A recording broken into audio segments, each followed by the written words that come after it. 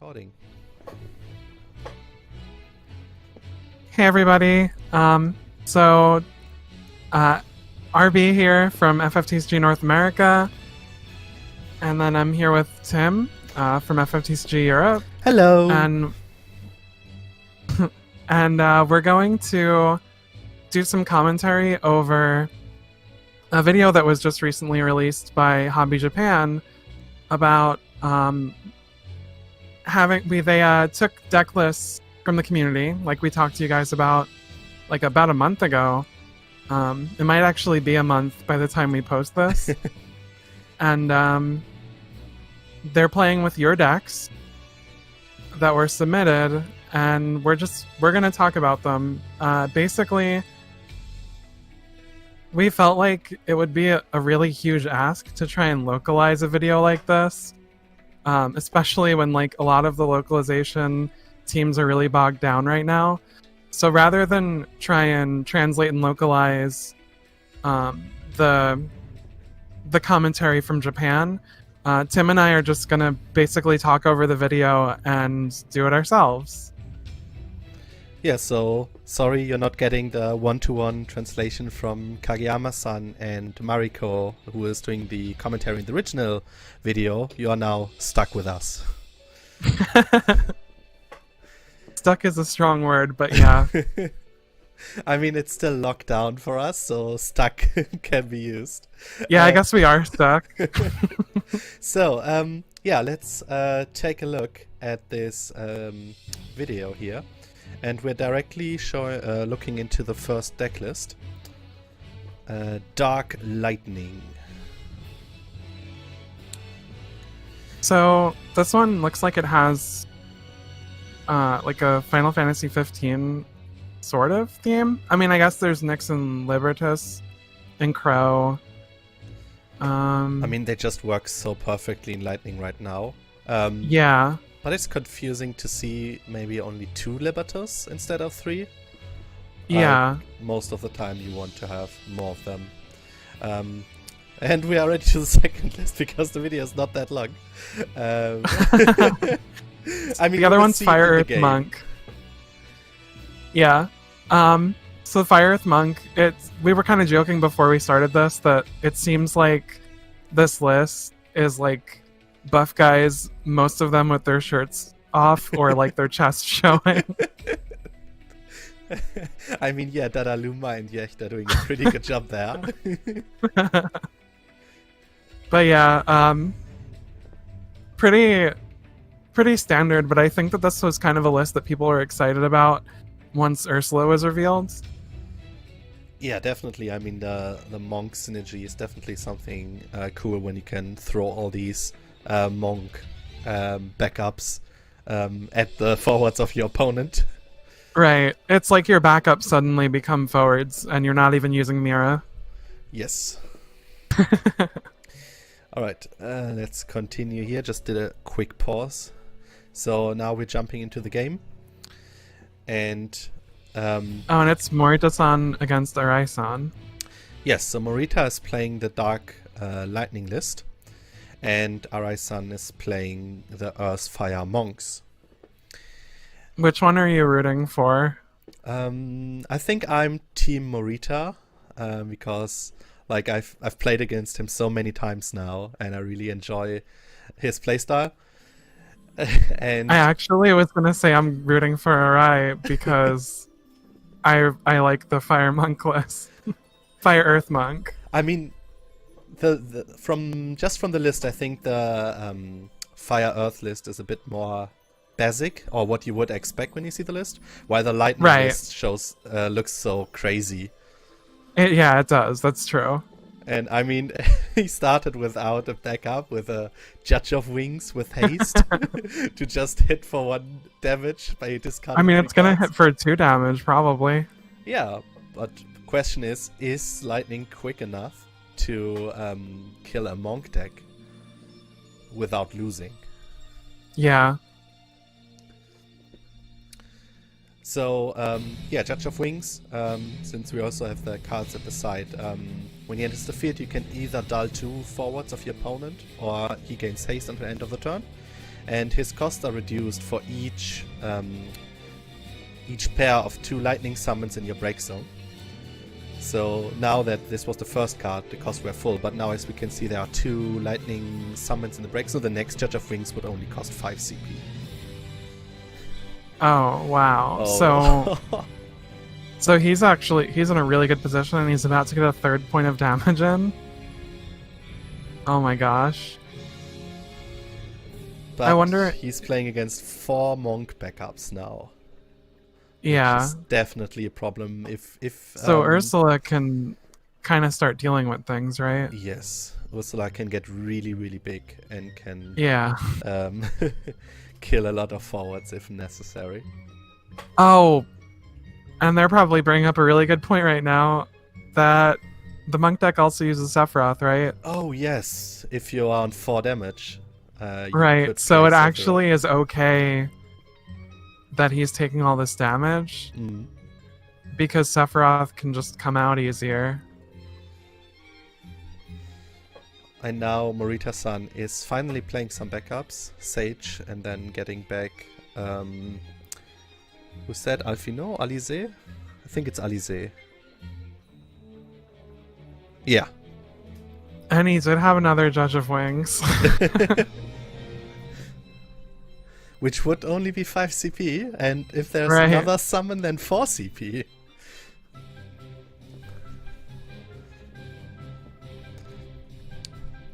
Alright, so now Arai-san is playing Shadow.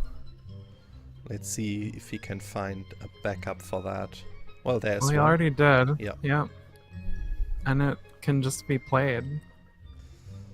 Yeah, played. I mean, it doesn't need to be this one. It could also be another one. So if he has an Interceptor in hand, he would probably play. Yeah, there it is. Oh, there we go. Which gives... Good call. This gives haste to Shadow, so he can now swing for 1 damage back. And hits a cane. I wonder if he has the Sephiroth and he's just like, come at me, give me that 4th point of damage. I like it. It really looks so inviting. I'm pretty sure there will be a Sephiroth coming. And like we've seen in the list, he's playing 3 Sephiroths, so I wonder if we can see an Octo Slash, since if Morita-san is pushing for so much damage at the beginning. Oh, and he's going to 5. Wow. I mean, I think that's worth. I mean, it's Morita's only forward so far, so definitely. And he is behind with 2 backups to 5. Yep. And okay, he's going to the 3rd backup. All right, well, he has 4 backups. That was quick. So that means Morita-san is now in a really good position since he's playing so many cards with haste. And he can also use Crow to dull a forward and get something back. So like a Judge of Wings, for example, which could then swing with haste and hit for the 6 points of damage. Yeah, so Arai-san definitely needs to take that into account and make sure that there's ways for him to have removal, since he won't really be able to block. Yes. But he can't really play... I mean, he can play another Bahamut. Alright, there's Sephiroth coming now, but not on a forward. He will kill a backup, because it's any character. Yeah. I mean, probably Crow, I right? would say Crow, yeah. You have to get rid of that. No. Oh. Alright, I didn't expect that. And there is Sabin coming, which is on damage 5, so that means when Sabin attacks, you can choose a forward and deal it damage equal to 7's power. I'm wondering if Morita-san is thinking about playing a Judge of Wings again, or what he's doing next. Well, I think he has Lightning in his hands. And I see Fusoya. Oh no, Fusoya. Yeah, Lightning and Fusoya and Nyx, but no Libertus. So yeah. I mean, he could do Nyx by using his Crow, so he gets back another card from his hand to break like Sephiroth or Sabin, and then get back Judge of Wings because he's 5 CP. No, it doesn't work because you have 1 card to less. You need to discard for Nyx. Yeah, if you would have 1 more card, then he could get the Judge of Wings. Use this to dull the 7 and then swing with Nyx for the 6 point of damage. But instead he's playing Fusoya. I think that's safer. The fact that he's only at 2 damage, he can sort of manage to take some hits. Oh, that's not a good first card. He needs 5 Oh, CP no. now. He needs a 5 CP card. Oh no! Oh no! Never mind, that didn't work out. Yep, that was really unfortunate to hit only 5 CP in that high CP cost list. Yeah. So, I mean, in that situation, you draw 2 backups, like the 3 CP and the 2 CP one. Would you play the Alfino in that situation, or would you keep it in hand? I think because he plays so many high-cost cards in that list, he probably wants to keep it in hand just in case something useful comes up. Yep. Oof, and he's going to 6 damage right now. Wow. So, first damage by Yecht because he had more damage than himself, Araisan. He was able to deal 1 point with him and then 3 attacks.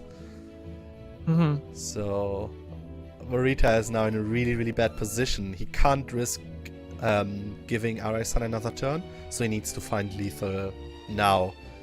Right. Or get a Bahamut 0 in your hand to stop him attacking, which he doesn't have.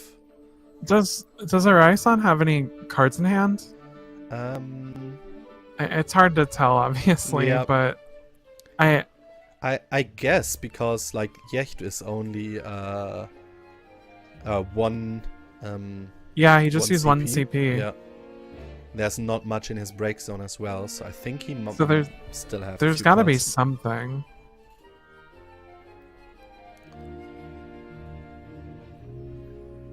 Especially with 4 backups open like that. And the monks that can buff, like. Yeah. What does Morita have in hand? He has 3 backups and a Kadash. Oh, that's really unfortunate. Yeah, really the Fusoya kind of just... The Fusoya whiffing just... Threw him off completely. Kind of ended the game, yeah. Yeah, I think Nyx would have been the better option there to just get rid of Sephiroth, I guess. So he's now dulling the Jecht, getting, I guess, Judge of Wings? No, he's getting Kane. Oh, he's really trying to reduce the forwards and survive. That's that's a risky play.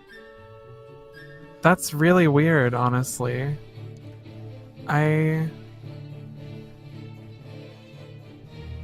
I'm not sure. Alright, he's now playing Kane to get rid of 7, I guess? Yes. So, but it's still not... Now we need to play Kadash too. And just hope that you survive.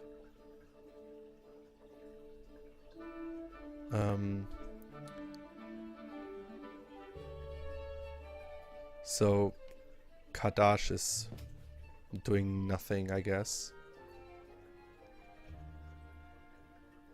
Yeah, I don't... There's the second wow. special. Okay, I'm... and another one. Wow, okay. I was really confused about what was going on there, but getting to end it with an Octoslash made it worth it. With a double Octoslash. I mean... so... He double Octoslash into clearing the whole field. Like, Morita-san ended the game with 7 damage with 0 cards in hand and 0 cards on the field. That's a really, really interesting ending. What an ending. Yeah, so... That's complete decimation of your opponent. I wonder how Morita-san felt after this match. I said that I wanted Araisan to win, but not like that. Yeah, but I mean, the monk list did exactly what it wanted to do, like take damage early and then play all the cards that rely on having a high damage count, such as the Yecht that just came in for 1 damage. Yeah, Sabin coming out and being a huge threat, I think was a big deal. And then Jecht and Sephiroth just did so much at the end there. Definitely, yes. For nothing, for like no CP. Yep. And it's actually not that if you draw the Sephiroths early, you also have means to get rid of it and just search something else, and then when you need to use them for Octoslash, you can just get them back with Qthis or Luminous Puma. So it's not even that these 3 Sephiroths would like clock your hand. Right. I think that even though this list is very like standard, I especially think it's a really good like new player list.